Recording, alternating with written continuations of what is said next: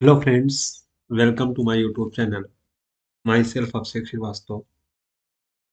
दोस्तों, आज हिंदी वर्णमाला सीरीज के अंतर्गत ये हमारी दूसरी वीडियो है जो यूपी ट्रिपल एससी जॉब्स जैसे लेखपाल, इंस्ट्रक्टर, एएनएम या और भी जो वैकेंसीज आती हैं और आपके यूपी टेट, सी टेट या अन्य राज्य की जो टीचर एलिजिबिलिटी टेस्ट होते हैं, इसमें बहुत ही ज़्यादा उपयोगी वीडियो सिद्ध होने वाली है।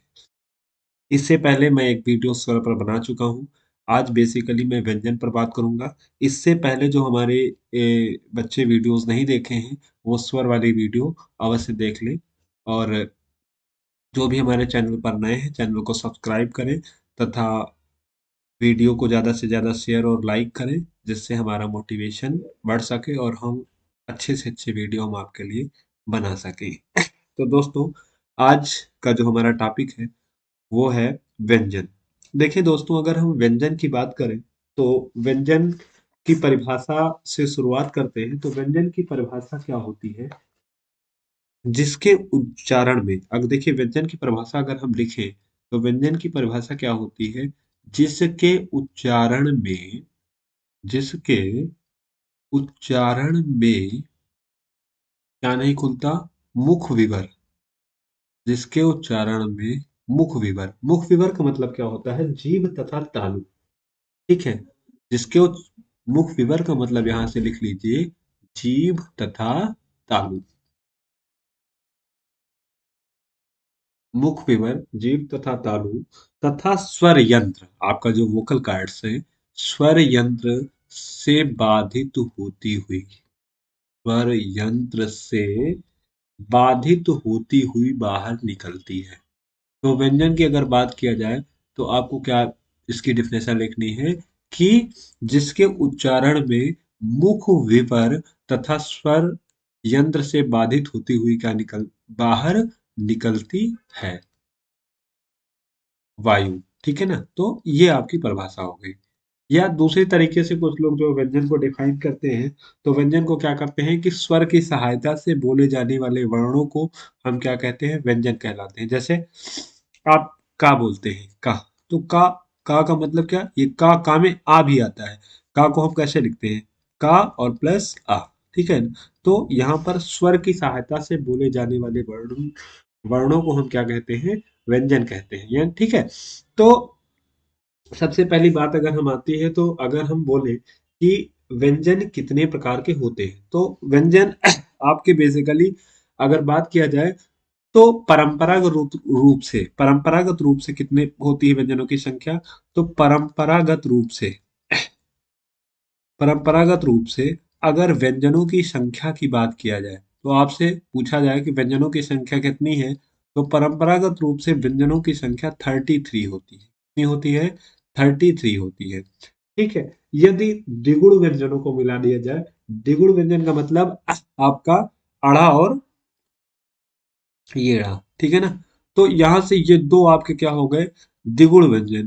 तो इस प्रकार से व्यंजनों की कुल संख्या कितनी हो जाती है? 33 दो 35। ठीक है। इसके अतिरिक्त चार आपके कौन से संयुक्त व्यंजन है जिनको हम संयुक्त व्यंजन कहते हैं? क्या बोलते हैं? संयुक्त व्यंजन। संयुक्त व्यंजन। संयुक्त व्यंजन कितने होते हैं आपके? चार होते हैं। जो आपका जैसे क्या हो गया?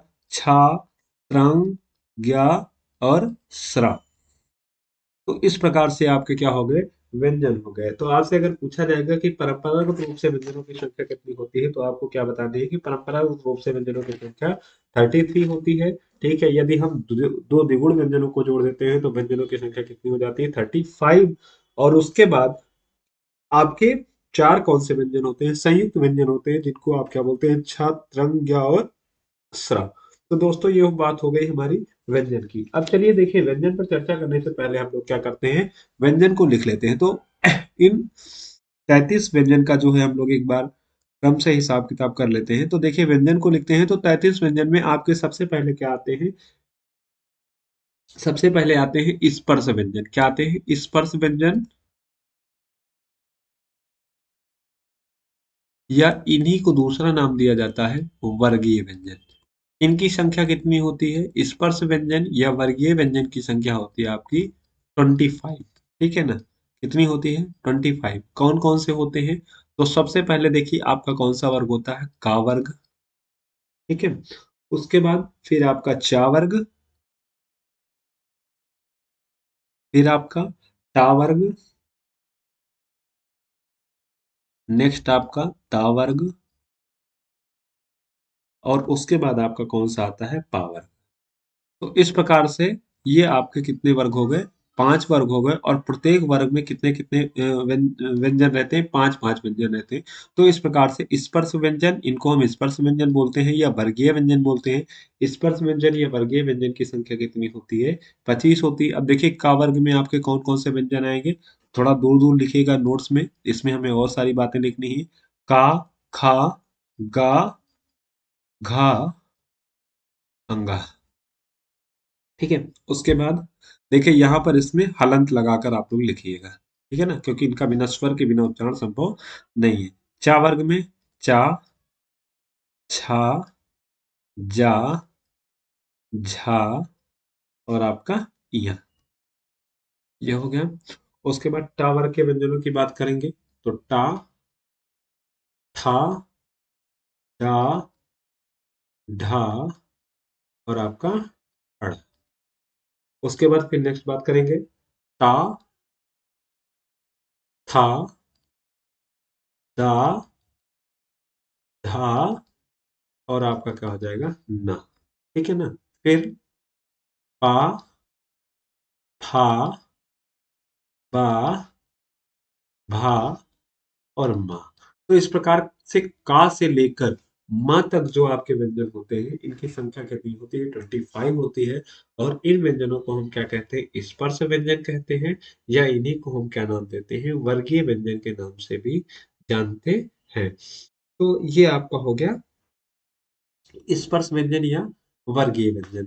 ठीक है। अब देखिए दोस्तों, बात करते हैं अगर, तो ये हो गए 25, लेकिन हमने कितना बताया है?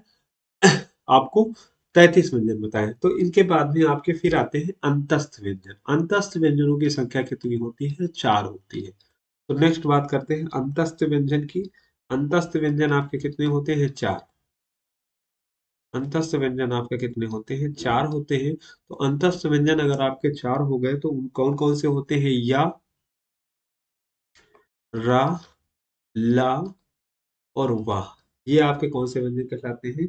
ये कहलाते हैं आपके अंतस्थ व्यंजन। और उसके बाद फिर आपके 4 कौन होते हैं? ऊष्म व्यंजन। उनको बोलते हैं ऊष्म व्यंजन। ऊष्म व्यंजन में आपके तीनों सा आते हैं, और आपका क्या आता है? हा आता है। तो सा, सा, सा, उसके बाद आपका क्या आ जाएगा? सा, फिर षटकोण वाला सा, सा, और आपका हो गया हा। ठीक है ना। तो इस प्रकार से ये 25 और 8 आपके हो गए 33। उसके बाद फिर 4 व्यंजन आपके और मिलते हैं, जिनको हम बोलते हैं संयुक्त व्यंजन। और वो आपके संयुक्त व्यंजन कौन कौन से होते हैं? आपको मैंने पहले बताया। संयुक्त व्यंजन, संयुक्त व्यंजन पहला आपका क्या हो जाएगा? छ, रंग, ज्ञा, और आपका क्या हो गया? स्रा। तो ये 4 आपके संयुक्त व्यंजन हो गए। ठीक है। छत, रंग, ज्ञा, और स्रा। ठीक है ना। तो छ आपका किससे बनता है? छ आपका देखिए का और प्लस शा को मिलाने से बनता है। रा आपका किससे बनता है? ता, ता, और रा को मिलाने से बनता है। ज्ञा, जा, और प्लस इया को मिलाने से बनता है। और स्रा आपको सा और प्लस रा को मिलाने से बनता है। तो इस प्रकार से आपके टोटल व्यंजन हो जाते हैं। देखिए अब यहाँ से आपको मैंने बताया कि दो व्यंजन आपके कौन से होते हैं? द्विगुण व्यंजन। देखिए हम लोग चर्चा करेंगे तो कौन से होते हैं? दो द्विगुण व्यंजन। अगर ये देखिए द्विगुण व्यंजन क्या होते हैं, सबसे पहले लोग हम लोग द्विगुण व्यंजन की अगर बात कर ले, तो द्विगुण व्यंजन क्या होते हैं? वे व्यंजन जो टा वर्ग के डा व ढा के नीचे क्या कर देते हैं? एक बिंदु लगा देने से बन जाता है। टा वर्ग में आपका डा और ढा के नीचे क्या लगा दोगे? एक बिंदु लगा दोगे, तो ये आपके क्या हो जाते हैं? द्विगुण व्यंजन हो जाते हैं। इनका प्रयोग कहाँ होता है वो आपको हम बताते हैं। क्योंकि इसमें दो गुण होते हैं इसलिए इनको हम क्या बोलते हैं? द्विगुण व्यंजन। तो 33 में आपको दो व्यंजन और लगा देने से आपका कितनी हो जाती है? व्यंजनों की संख्या कितनी हो जाती है? 35 हो जाती है। द्विगुण व्यंजनों को जोड़ देने पर व्यंजनों की संख्या कितनी हो जाती है? 35 हो जाती है। तो दोस्तों ये आपका व्यंजन हो गया। अब देखिए व्यंजन में हम आगे जब बढ़ते हैं तो व्यंजन में बात करते हैं व्यंजन की आगे की बात करते हैं। तो व्यंजन में सबसे पहले बात करते हैं कि यहाँ पर जो ये पांचवी वर्ग का वर्ण व्यंजन है जिसको अड़ा इया अड़ा नामा, ठीक है ना, इनको हम अनुनासिक या नासिक के व्यंजन के नाम से जानते हैं। तो दोस्तों इसको आपने कॉपी में नोट कर लीजिएगा।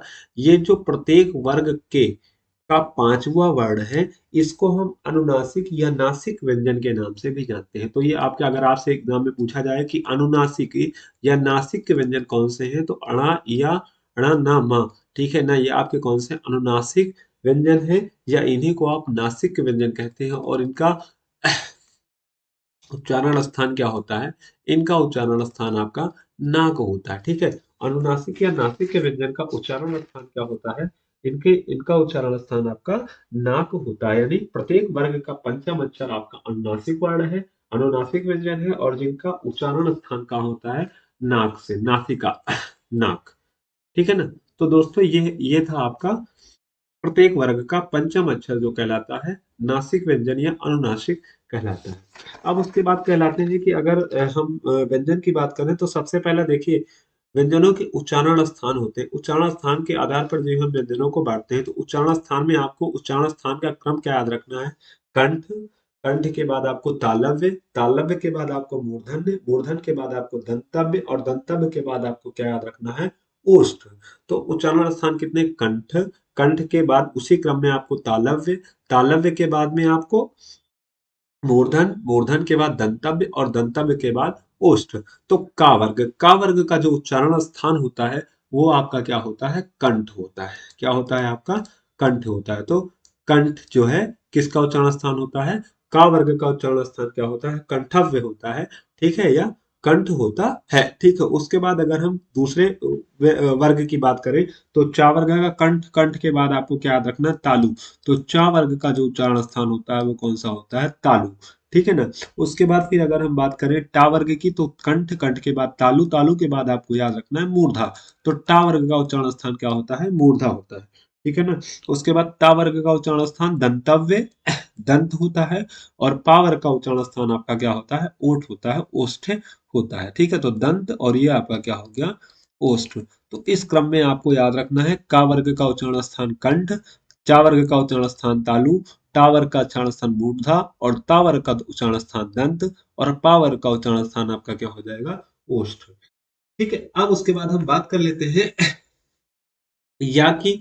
तो या का उच्चारण स्थान आपका क्या होता है, तालु। या का उच्चारण स्थान आप नोट कर लीजिएगा, तालु। या का उच्चारण स्थान तालु। रा का उच्चारण स्थान आपका क्या होता है, मूर्धा। रा का उच्चारण स्थान मूर्धा। ला का उच्चारण स्थान क्या होता है, दंतोष्ठ। दंत और ओष्ठ दोनों से होता है तो ला का उच्चारण स्थान आपका क्या हो जाएगा, दंतोष्ठ। इन सब बातों को जो है आप लोग लिखते हुए चलिएगा। मैं कलर चेंज कर दे रहा हूँ। इसका उच्चारण दंतोष्ठ हो जाएगा। और वा का जो उच्चारण स्थान है, ठीक है ना, तो वा का उच्चारण वा का उच्चारण स्थान क्या होता है आपका, ये भी वा भी क्या है आपका, दंतोष्ठ वर्ण है, ठीक है ना। तो वा आपका कैसा वर्ण है, दंतोष्ठ वर्ण है। वा ये आपका क्या है, दंतोष्ठ, दंतोष्ठ, ठीक है ना। तो ये आपका उच्चारण स्थान हो गया, वा आपका कैसा हो गया, दंत ओष्ठ, वाह। उसके बाद फिर बात करते हैं नीचे, नीचे बात करते हैं तीनों सा की। तो तीनों सा में पहले याद करिए सा, ये वाला सा याद करिए। सा माने होता है सर्प, और सर्प क्या मानता है, दंत मानता है। तो इसलिए सा कैसा हो गया आपका, दंत। देखिए यहाँ पर इस वाले ला को भी आप दंत कर लीजिएगा, ये दंत है, इसका इसका उच्चारण स्थान दंत है, और वा का उच्चारण स्थान क्या है, दंतोष्ठ है, ठीक है ना। सा, सा से होता है सर्प, और सर्प क्या मारता है, दांत मारता है, इसलिए इसको हम क्या करेंगे, इसका उच्चारण स्थान क्या होता है, दंत होता है। और इस वाले सा का उच्चारण स्थान क्या होता है, इस वाले सा के उच्चारण स्थान की बात करें तो यहाँ मुड़ा हुआ है और तालु, तो इसको तालु से याद रखिए। इसका उच्चारण स्थान क्या होता है, तालु होता है। और इस वाले सा का उच्चारण स्थान क्या होता है, इस वाले सा के उच्चारण स्थान की बात करें तो इस वाले सा का उच्चारण स्थान आपका क्या होता है, मूर्धा होता है। तो इस प्रकार से प्रत्येक व्यंजन का उच्चारण स्थान जो है आपको मैंने बता दिया कि किस व्यंजन का कौन सा उच्चारण स्थान होता है। तो आपसे पूछा जाए कि दंतोष्ठ वा का उच्चारण स्थान क्या होता है, तो दंतोष्ठ होता है। ला का उच्चारण स्थान पूछा जाए तो आपको क्या बताना है, दंत बता देना है। तो इस प्रकार से उच्चारण स्थान के आधार पर, ठीक है, आपको हमने व्यंजन बताए। का वर्ग का उच्चारण स्थान क्या होता है, कंठ होता है। चा वर्ग का उच्चारण स्थान तालु होता है। टा वर्ग का उच्चारण स्थान मूर्धा होता है। ता वर्ग का उच्चारण स्थान दंत, जबकि पा वर्ग का उच्चारण स्थान आपको ओष्ठ मिलेगा। अंतस्थ व्यंजन की बात करें तो अंतस्थ व्यंजन में या का उच्चारण स्थान तालु, रा का उच्चारण स्थान मूर्धा, ला का उच्चारण स्थान दंत और वा का उच्चारण स्थान दंतोष्ठ होगा। ठीक है ना। सा का उच्चारण स्थान की बात करें तो तालु, सा के उच्चारण स्थान की बात करें तो मूर्धा, और ये सीता वाला शाह जो है दंत, और हा के उच्चारण स्थान की बात करें अगर, देखिए दोस्तों, हा के उच्चारण स्थान की अगर बात करें तो हा का उच्चारण स्थान आपका क्या होता है, कंठ होता है। आ का उच्चारण स्थान क्या होता है आपका, कंठ होता है। तो ये आपके सारे उच्चारण स्थान हमने आपको बता दिया। उम्मीद है कि आपको समझ में आ गया होगी बात। फिर हम आगे थोड़ा सा चलते हैं, ठीक है ना। तो देखिए अगर हम आगे बात करें तो वायु संवेग के आधार पर, नेक्स्ट स्लाइड पर चलते हैं, आप लोग नोट कर लिए होंगे। देखिए वायु संवेग के आधार पर व्यंजन के प्रकार की बात करें तो वायु संवेग के आधार पर जो है व्यंजन आपके दो प्रकार के होते हैं। कौन कौन से होते हैं, आपके अल्प होते हैं और आपके अल्प प्राण और महाप्राण।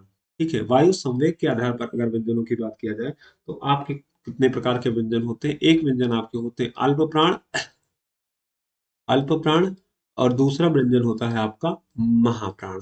अल्प प्राण का मतलब क्या है कि जब वायु क्या निकले, वायु का प्रवाह क्या हो, कम हो, तो ऐसे व्यंजनों को हम क्या कहते हैं, अल्प प्राण कहते हैं। यानी वायु का प्रवाह क्या कम हो, कम हो, तो इस प्रकार के व्यंजन को हम क्या कहते हैं, अल्प प्राण कहते हैं। और जब वायु का प्रवाह क्या हो, ज्यादा हो, तो उस प्रकार के व्यंजन को हम क्या कहते हैं, महाप्राण कहते हैं। ठीक है ना। तो दोस्तों अगर हम बात करें तो अल्प प्राण में आपके प्रत्येक वर्ग का जो पहला वर्ण है, जो आपका तीसरा वर्ण है और जो पांचवा वर्ण है, ये अल्प प्राण व्यंजन कहलाते हैं।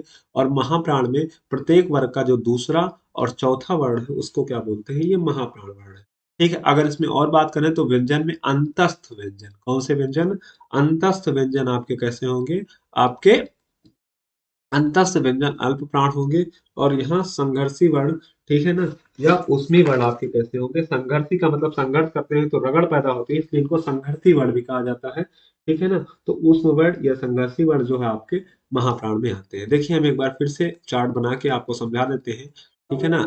देखिए पहले हम कौन सा वर्ग लिखेंगे, का वर्ग, का वर्ग, ठीक है। उसके बाद आपका कौन सा वर्ग हो जाएगा, चा वर्ग, चा वर्ग के बाद टा वर्ग, टा वर्ग, टा वर्ग के बाद आपका ता वर्ग, और ता वर्ग के बाद आपका कौन सा वर्ग आ जाएगा, पा वर्ग।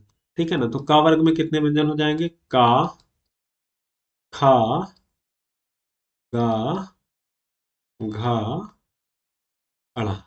ठीक है ना। हलंत सबके नीचे लगा लीजिएगा। चा वर्ग में चा, छा, जा, झा, इया। ठीक है ना। उसके बाद फिर ता, था, दा, दा ठा डा, ढा, और अड़। ठीक है ना। फिर ता, था, दा, धा, और आपका ना। ठीक है ना। फिर पा, फा, बा, भा, और आपका क्या हो जाएगा, माँ। तो इस प्रकार से आपका बना दिए। फिर हमने क्या बना लिया, आपके फिर कौन से व्यंजन आएंगे, आपके आएंगे, उसके बाद फिर आपके आएंगे, क्या बताया था आपको, उसके बाद आपके आएंगे कौन से व्यंजन, एक बार सोच के बताइए। ठीक है, कौन से व्यंजन आएंगे उसके बाद आपके, उसमें व्यंजन के संघर्षी व्यंजन, याराला वा, याराला वा को कौन सा व्यंजन बोलते हैं, एक बार बताइए। देखिए अभी आपको हमने यहाँ पीछे बताया है, यारा लावा, इनको क्या बोलते हैं, अंतस्थ व्यंजन। इनको किस प्रकार के व्यंजन के नाम से जानते हैं, ये आपके कैसे व्यंजन होते हैं, ये आपके होते हैं अंतस्थ व्यंजन। ठीक है ना। तो इनको ये हो जाएगा आपके अंतस्य व्यंजन। अंतस्य व्यंजनों की संख्या कितनी होती है? 4 होती है।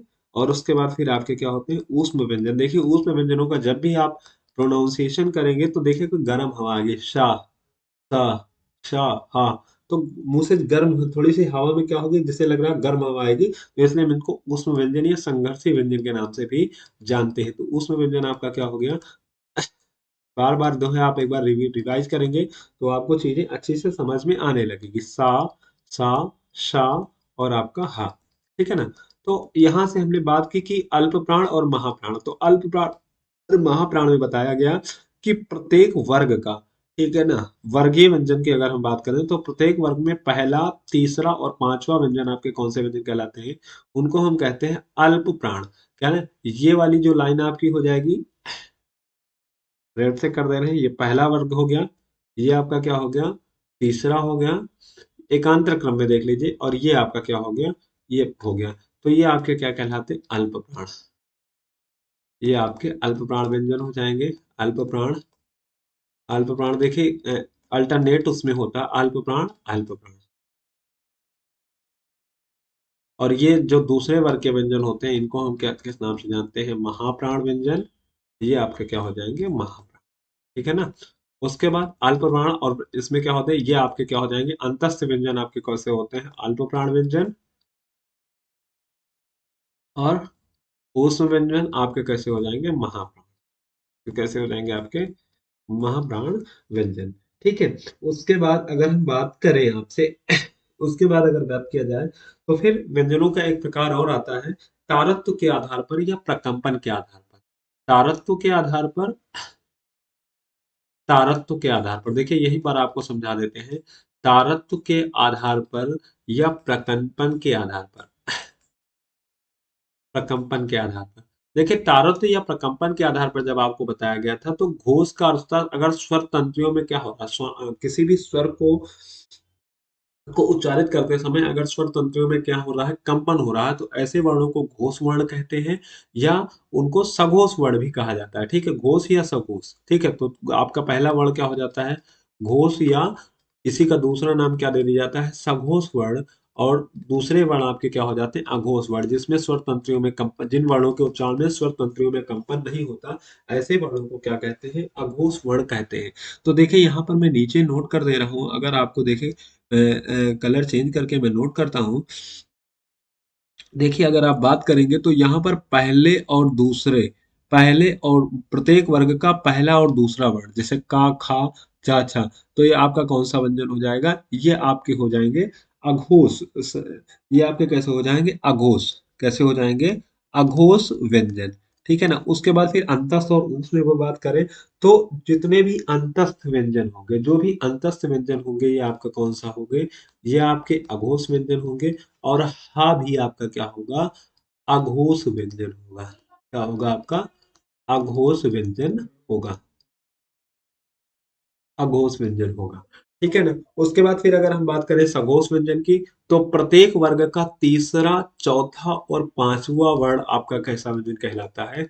सघोष कहलाते हैं। कैसे कहलाते हैं? सघोष कहलाते हैं। और ये जो तीनों सा हैं आपके, ये कैसे वर्ण कहलाते हैं? ये भी आपके क्या कहलाते हैं? सघोष वर्ण कहलाते हैं। तो दोस्तों जब भी आपसे कोई पूछे जैसे का कैसा व्यंजन है, तो का आपका कैसा? अल्प प्राण और अघोष है कि सघोष है? तो अल्प प्राण अघोष व्यंजन है। ठीक है, स्पर्शीय अल्प प्राण और अघोष व्यंजन है। ठीक है ना। सॉरी। तो इस प्रकार से जो है हम लोग व्यंजनों का क्या करते हैं? वर्गीकरण करते हैं। देखिए अब हम व्यंजन में और आगे अगर बात करते हैं तो व्यंजन में हमें और भी सारी चीजों को भी पढ़ना है। तो सबसे पहले हम आपको बताते हैं कि यहाँ पर अभी आपको मैंने क्या बताया था कि इसे डा और ढा को हम क्या करते हैं? दुगुण व्यंजन। इससे यहाँ पर दो द्विगुण व्यंजन होते हैं। यहाँ अगर इसके नीचे हम क्या लगा दें? बिंदी लगा दें, और इसके नीचे बिंदी लगा दें, तो इसको क्या बोला जाता है? द्विगुण व्यंजन। तो 33 और प्लस 2 को मिलाकर व्यंजनों की संख्या कितनी हो जाती है? 35 हो जाती है। तो अगर हम द्विगुण व्यंजनों की पहले एक बार बात कर लें, उसके बाद फिर हम द्वित्वत्व व्यंजन पर आते हैं। तो दोस्तों आपको उम्मीद है कि इतना अच्छे से समझ में आया होगा। यदि आपको कोई चीज नहीं समझ में आ रही है तो कमेंट बॉक्स में चीजें अवश्य टाइप करें। ठीक है ना। देखिए और सारे व्यंजनों की हम बात कर रहे हैं। देखिए द्विगुण व्यंजन, द्विगुण व्यंजन आपके क्या कौन से होते हैं? द्विगुण व्यंजन की अगर बात किया जाए तो ये आपके क्या होते हैं, दो गुण प्रदर्शित करते हैं, इसलिए इन व्यंजनों को हम क्या कहते हैं, द्विगुण व्यंजन के नाम से जानते हैं। जैसे आपका क्या हो गया ये ढा, और ये आपका क्या हो गया अड़ा। अब देखिए इनके प्रयोग की बात करें तो देखिए वर्गीय व्यंजन में अगर बात करें तो वर्गीय व्यंजन में कौन कौन से व्यंजन आते हैं? डा और ढा। ठीक है, डा और ढा। ठीक है, ढक्कन वाला डा और डॉक्टर वाला डा। तो ये आपके होते हैं वर्गीय। अगर इसमें आप डांट लगा देते हैं नीचे में तो इसको क्या कहते हैं, द्विगुण व्यंजन। ठीक है ना, तो ये आपके क्या हो जाएंगे, द्विगुण व्यंजन। अड़ा और ये वाला अड़ा। ठीक है, तो इसका प्रयोग कहाँ करते हैं, तो डा और ढा का, जैसे डा से डॉक्टर और ढा से ढक्कन, तो इसका क्या होता है, शब्द के शुरू में प्रयोग होता है। ठीक है ना, लेकिन कभी कभी इसका बीच में भी प्रयोग हो जाता है। लेकिन इसका कहाँ पर प्रयोग होता है, इसका बीच में या तो अंत में क्या होता है, इसका प्रयोग होता है, बीच में या अंत में, बीच में या अंत में। चलिए अगर हम प्रयोग की बात कर लें तो शब्द शुद्धि की दृष्टि से जो है ये प्रयोग है बहुत शब्द बहुत ज्यादा हम लोग को महत्वपूर्ण रहते हैं। जैसे आप अंग्रेजी शब्दों की बात करिए। ठीक है, सबसे पहले अगर वर्गीय व्यंजन की बात करिए तो अंग्रेजी शब्दों की अगर हम बात करते हैं, जैसे आपको अंग्रेजी शब्द क्या हो गए, आपके डॉक्टर, ठीक है, या डॉक्टर, ठीक है, या रोड, क्या लिख रहे हैं, रोड। फिर दूसरा व्यंजन बोल्ड, ये आपके अंग्रेजी शब्द हैं। ठीक है ना, रेडियम। यहाँ पर आप देखिए इन व्यंजनों का प्रयोग क्या करते हैं, कभी कभी शुरुआत में भी हो सकता है लेकिन कभी कभी बीच में हो जाता है। ठीक है, कब बीच में होगा, तो अंग्रेजी शब्दों में क्या हो जाता है, बीच में होता है। दूसरी अगर हम बात करें तो यदि इन वर्णों के तुरंत पहले क्या हो जाए, यदि इन वर्णों के, यदि इन वर्णों के तुरंत पहले क्या आ जाए, प्रत्येक वर्ग का पांचवा वर्ण। ठीक है, तो वर्ग पहले अगर वर्ग का पांचवा वर्ण कोई आ जाए, वर्ग का पांचवा वर्ण आ जाए, तब भी इसका क्या किया जाता है, प्रयोग किया जाता है। जैसे हम बात करें अंडा, क्या बात करें, अंडा, डंडा, ठीक है ना, तो झंडा।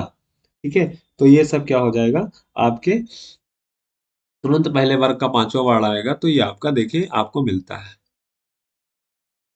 उसके बाद फिर वर्ग के तुरंत अगर वर्ण के तुरंत पहले उपसर्ग आए, उपसर्ग का मतलब जैसे आपका हो गया नीडर, नी क्या है, उपसर्ग है, तो आपका डा आ गया। सुडौल, सु क्या है आपका, उपसर्ग है, तो ये देखिए इस तरीके से जो है ये इसका प्रयोग होता है। ठीक है, या द्वित्व वर्ण के प्रयोग में देखिए द्वित्व वर्ण की क्या बात होती है वो भी आपको हम बताते हैं।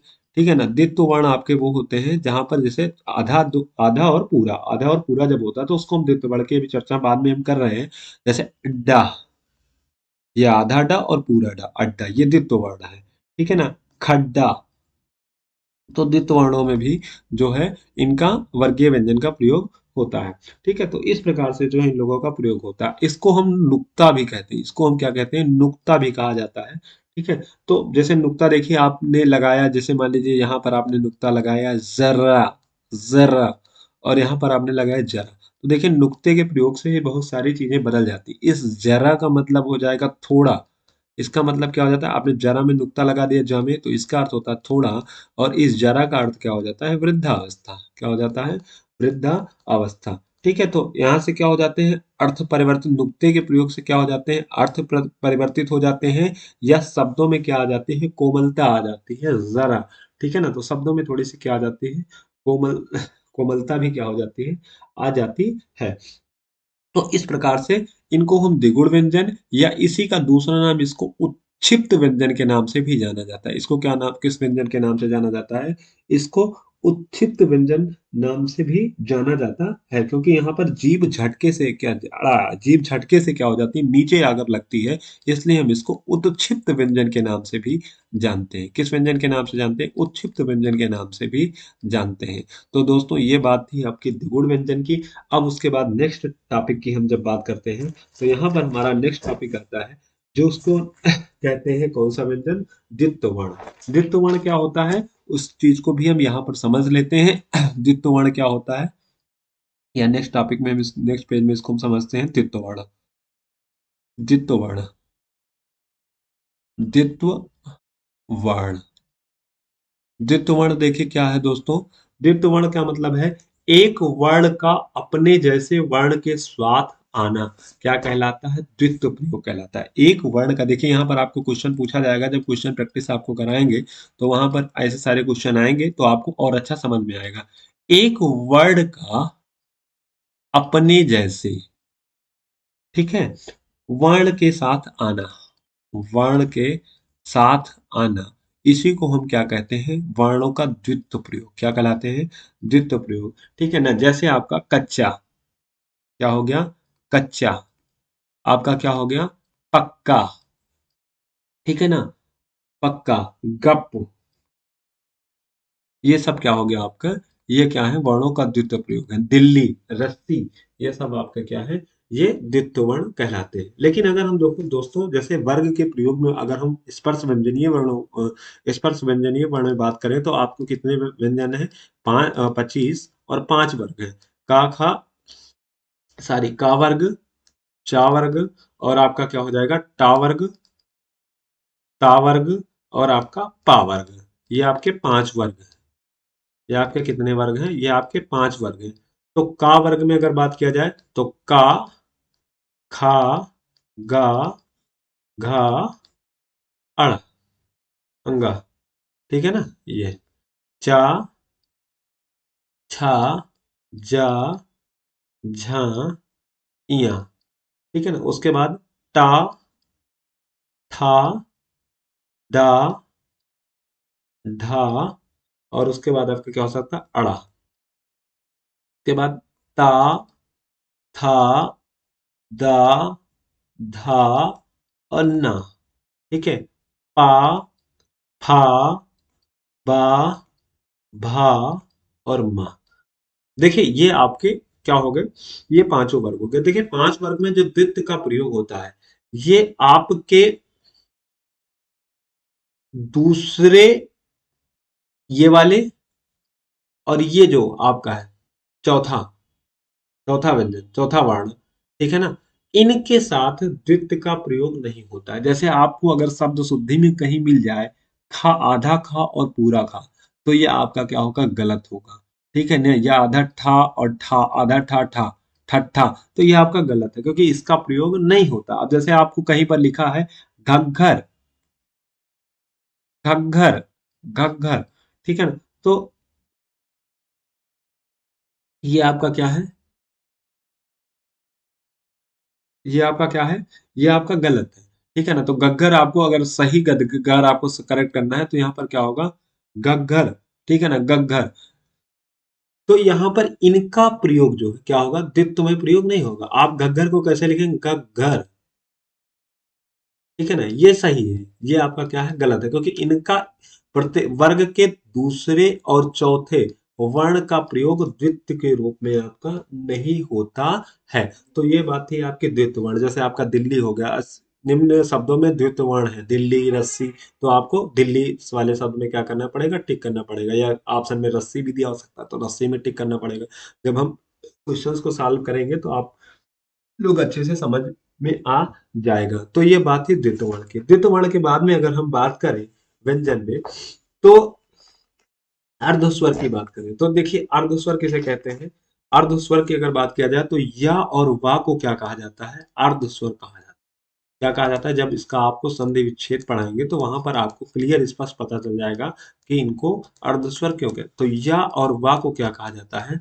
अर्धस्वर कहा जाता है। अर्धस्वर किसे कहा जाता है? या और वा को अर्धस्वर भी कहा जाता है। उसके बाद फिर नेक्स्ट बात आती है काकल्य वर्ण। क्या आती है? काकल्य वर्ण। काकल वर्ण का मीन्स क्या होता है कि जिस रास्ते से हवा आती है, ठीक है, जिस रास्ते से क्या आती है? हवा आती है, उसे आप क्या कहते हैं? काकल कहते हैं।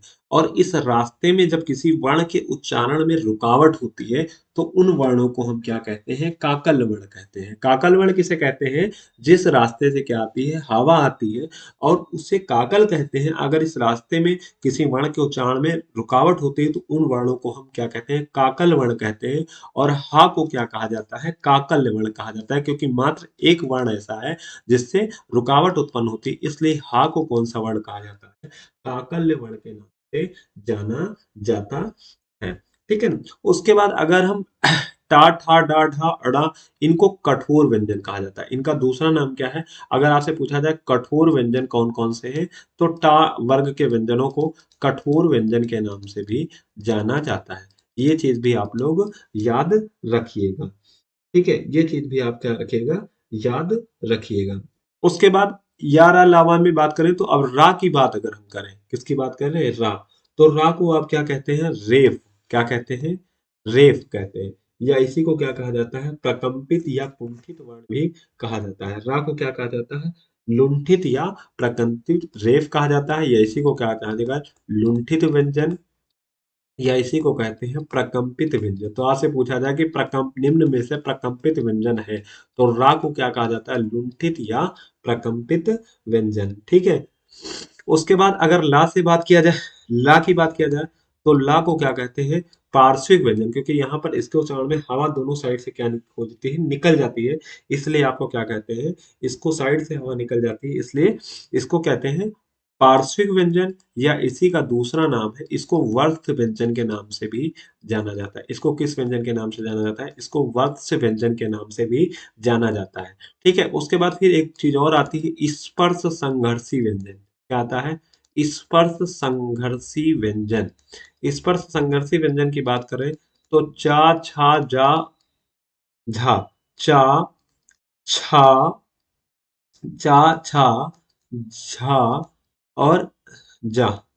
ठीक है, जा झा, जा और उसके बाद लिखिए झा, जा छा जा झा। इसको आप क्या कहते हैं? स्पर्श संघर्षी व्यंजन कहा जाता है। इन व्यंजनों को क्या कहा जाता है? स्पर्श संघर्षी व्यंजन कहा जाता है। तो दोस्तों ये बात थी व्यंजनों की। ठीक है ना। उसके बाद देखिए अब हम बात करते हैं, एक बार फिर से चीजों को बात कर लेते हैं। देखिए अब दोस्तों आपको हमने क्या बताया, मूल व्यंजन कितने होते हैं। तो आपसे अगर पूछा जाएगा मूल व्यंजन, तो मूल व्यंजनों की संख्या कितनी होती है? 33 होती है। मूल व्यंजनों की संख्या कितनी होती है? 33 होती है। अगर आपसे कुल व्यंजन पूछे जाए, तो कुल व्यंजन में क्या, दो द्विगुण व्यंजनों को मिलाने पर 33 और प्लस 2 आपके व्यंजनों की संख्या कितनी हो जाती है? 35 हो जाती है। ठीक है ना। तो ये आपके मूल व्यंजन 33 हो गए, और कुल व्यंजन कितने होते हैं? कुल व्यंजन इसमें द्विगुण व्यंजनों की संख्या को मिला देंगे तो 33 और प्लस 2 आपके कितने हो जाएंगे? 35 हो जाएंगे। दोस्तों उसके बाद हम बात करते हैं अल्प प्राण व्यंजनों की संख्या कितनी है। देखिए यहाँ से क्वेश्चन पूछा जाता है कि अल्प प्राण व्यंजनों की संख्या कितनी है। तो अल्प प्राण व्यंजनों की संख्या आपसे अगर पूछी जाएगी, तो अल्प प्राण व्यंजनों की संख्या कितनी है? 20 है। देखिए आप यहाँ से नोट करिए, का, खा। देखिए अल्प प्राण में आपके कौन कौन से व्यंजन आते हैं। तो अल्प प्राण में अगर आपसे पूछा जाएगा, तो अल्प प्राण में प्रत्येक वर्ग का पहला, उसके बाद तीसरा, और उसके बाद फिर आपका क्या हो जाएगा? पांचवा। ठीक है ना। ये पहला हो गया, ये तीसरा हो गया, ये पांचवा। तो इस प्रकार से पांच यहाँ हो जाएंगे, पांच यहाँ हो जाएंगे, और पांच यहाँ हो जाएंगे। तीन एक वर्ग में आपके तीन, तीन पचे 15, तो 15 तो आपके ये हो गए। ठीक है ना। 15 वर्ण आपके ये हो गए। आप समझ गए ना, का, गा, अड़ा।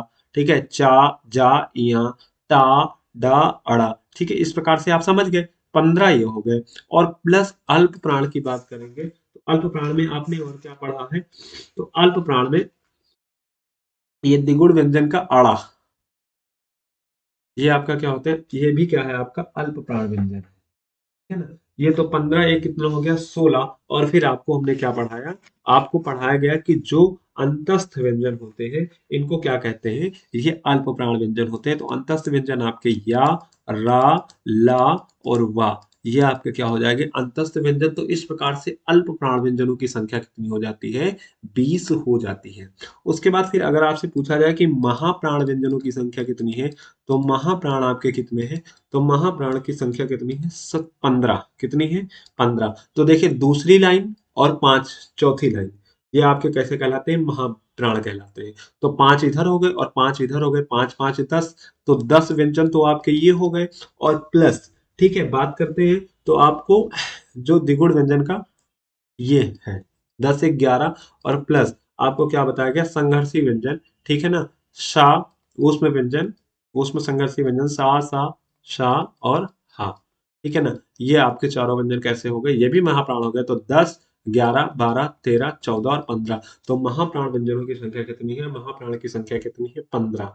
ठीक है ना? उसके बाद फिर अगर आपसे बात किया जाएगा कि अघोष कितने हैं, अघोष वर्ण कितने हैं, तो अघोष वर्ण आप जानते हैं कि पहला, अघोष और सघोष की बात करते हैं तो अघोष आप लोग जानते हैं कि पहला और तीसरा, सॉरी, अघोष में पहला और दूसरा, प्रत्येक वर्ग का पहला और दूसरा वर्ण, जैसे का खा, ठीक है ना, तो उसमें दूसरे, उसमें चावर की बात करें चा छा टा ढा, ठीक है ना, तो ये हो गए, तो ये आपके दो पंचे 10। ठीक है, अघोष अगर हम बात करें तो टोटल कितनी होती है? 13 होती है, पहला और दूसरा, प्रत्येक वर्ग का पहला और दूसरा वर्ण, तो इस प्रकार से इसकी संख्या कितनी हो गई? 10 हो गई। और प्लस अब तीन और बचे, तो तीन में आपको क्या पता है? सा, तीनों सा, ठीक है, सा, शा और ये शा, ये तीनों सा आपके क्या हो जाते हैं? इनको अघोष वर्ण कहते हैं। तो इसलिए अघोष वर्णों की संख्या कितनी हो जाती है? 13 हो जाती है। और सघोष आपसे पूछा जाए कि सघोष वर्णों की संख्या कितनी होती है, तो सघोष वर्णों की संख्या इसका उल्टा कर दीजिए, 31 होती है। क्या कितनी होती है? 31 होती है। तो 31 में अगर बात करें तो आपका प्रत्येक वर्ग का तीसरा, चौथा और पांचवा वर्ण आपका क्या हो जाएगा? सघोष वर्ण। तो 5 से 15, 15 आपके ये हो गए। और प्लस आपको क्या बताया गया? या रा लावा, ये या रा लावा आपका कितना है? या रा ला वा और हा, ये आपका कैसे है? सघोष वर्ण। तो 15 5 20। और आपके जितने भी स्वर होते हैं, जो 11 आपके स्वर हैं, ये भी सब क्या होते हैं? सघोष वर्ण होते हैं, आपको बताया गया। तो सघोष वर्णों की संख्या कितनी हो जाती है? 31 हो जाती है। सघोष वर्णों की संख्या कितनी हो जाती है? 31 हो जाती है। तो दोस्तों ये था आपका वर्णों का प्रकार। अब आगे बात करते हैं और कुछ, उसकी बात करते हैं, उसके बाद फिर हम इस क्लास को जो है खत्म करते हैं, ठीक है ना? तो देखिए कुछ महत्वपूर्ण व्यंजनों की बात में करें तो यहाँ पर कुछ विद्वान, जैसे ये बड़ी वाली री है और ये री, इसको भी क्या मानते हैं? स्वर मानते हैं। लेकिन ये जो व्यंजन होते हैं, ये जो इसको दूसरे उसमें बात करते हैं, दूसरे पेज में बात करते हैं, यहाँ पर बड़े व्यंजन, कुछ विद्वान री और री, ये बड़ी वाली री है और ली, ठीक है ना, को भी क्या मानते हैं? स्वर मानते हैं। लेकिन ये वैदिक हिंदी में प्रयुक्त किया गया है इसका, ठीक है, जबकि देवनागरी हिंदी में इसका प्रयोग नहीं है। इसलिए स्वरों की संख्या कितनी मानी चाहिए, मानी जानी चाहिए? 11 ही मानी जाइए। अब देखिए दूसरी बात करते हैं, आ को हम लोग शहीद वर्ण भी कहते हैं। शहीद वर्ण अगर आपसे पूछा जाए किसे कहा जाता है, तो आ को शहीद वर्ण कहा जाता है। क्यों कहा जाता है? क्योंकि आ का प्रयोग जो है सभी व्यंजन के उच्चारण में आ का प्रयोग होता है, अतः आ को क्या कहा जाता है? शहीद वर्ण कहा जाता है, ठीक है ना? उसके बाद अगर आगत वर्णों की बात किया जाए, तो आगत स्वर की बात किया जाए, तो अंग्रेजी में आप जैसे डॉक्टर लिखते हैं, ठीक है, या हॉकी लिखते हैं, तो आगत स्वर क्या है? आपको ये कोई वो नहीं था, तो आ को क्या, एक आ इस तरीके का एक स्वर मिला, जिसको हम लोग क्या कहते हैं? आगत स्वर। क्या हो गया? आगत स्वर। तो ये आपके आगत स्वर है। लेकिन अगर व्यंजनों में बात किया जाए तो जैसे ये नुक्ता लगा देते हैं, का, खा के नीचे नुक्ता, जा के लिए नुक्ता, तो ये अरबी फारसी शब्दों से जो है प्रयोग किए गए, ठीक है ना? तो इसलिए इनको क्या कहते हैं? अरबी फारसी शब्दों से आए, तो ये क्या है? आगत व्यंजन। तो इन वर्णों को क्या कहा गया? आगत वर्ण कहा गया। जैसे आप लोग लिखते हैं फरिश्ता, जलजला, जमीन, ठीक है ना? तो ये सारी आपके, इनके लिए आपका क्या, एक ये इस तरीके से नुक्ता लगाना पड़ा है। तो ये सब वर्ण आपके क्या कहलाते हैं? आगत वर्ण कहलाते हैं। अगर का खा गा लिखा इस तरीके से, तो इनको हम कहते हैं आगत व्यंजन। और ये आ को क्या बोला? आगत स्वर आपका क्या है? आ, ठीक है। जैसे डॉक्टर, हॉकी, रॉकी ऐसे लिख रहे हैं, तो ये क्या है? होते हैं, ठीक है ना? काकल्य वर्ण आपको मैंने बता दिया। हा को क्या बोला जाता है? काकल्य बोला जाता है, ठीक है ना? वत वत्स वर्ण रा को बोला जाता है, ठीक है ना? और आपको सारी चीजें वर्णों में इतना हमने आपको क्या कर दिया? बता दिया। तो दोस्तों ये आपका था आज व्यंजन। अब व्यंजन में कुछ फैक्ट्स की बात हम और करते हैं। व्यंजन में देखिए यहाँ पर कुछ चीजें और पूछी जाती हैं। जैसे पूछा जाता है अकारांत शब्द कौन सा है? निम्न में अकारांत शब्द कौन सा है? एक चीज, एक लाइन और पढ़ लीजिएगा, अकारांत शब्द कौन सा है? आकारांत, आकारांत शब्द कौन से हैं? इकारांत शब्द आपसे पूछे जाते हैं, ठीक है ना? बड़ी ईकारांत पूछे जाते हैं, उकारांत और उकारांत, ठीक है। तो आकारांत का मतलब जिन शब्दों के लास्ट में क्या होगा? आ वर्ण की आवाज आए, छोटा आ की आवाज आए तो उनको अकारांत, जैसे आपका हो गया महल, क्या हो गया महल, यहाँ पर ला आ रहा ना लास्ट में। खेत, ठीक है। चावल, तो ये आपके क्या है, अकारांत। कैसे शब्द है, अकारांत है। आकारांत का मतलब लास्ट में क्या है, आ की आवाज आए। पहनावा, क्या हो गया, पहनावा। आना, जाना। इकारांत की बात करें तो जैसे उन्नति, लास्ट में किसका यूज हो रहा है, उन्नति, ठीक है। लास्ट में ई आ रहा है तो ई का रान, छोटी ई की मात्रा।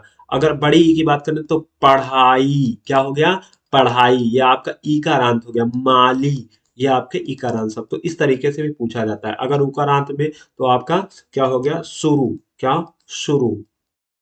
या लघु, ये आपके क्या हो गया, उकारांत।